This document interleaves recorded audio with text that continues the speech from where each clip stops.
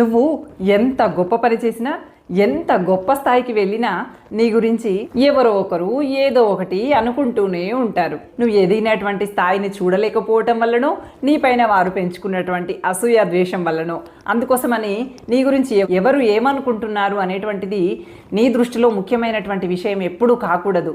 నీ గురించి నువ్వు ఏమనుకుంటున్నావు అనేది మాత్రమే అతి ముఖ్యమైనటువంటి అంశంగా నీకు మారాలి తప్ప, ఎవరో ఒకరు ఏదో ఒకటి మాట్లాడుకుంటున్నారే అని చెప్పి ఆలోచించాల్సినటువంటి అవసరమే లేదు. నీ గురించి నువ్వు ఏమనుకుంటున్నావు అనేది మాత్రమే నిన్ను మరింత బలంగా మార్చుతుంది. ఎవరో ఏమో అనుకుంటున్నారు అని ఆలోచన చేస్తే నువ్వు బలహీనంగా మారిపోయేటువంటి అవకాశం ఉంది.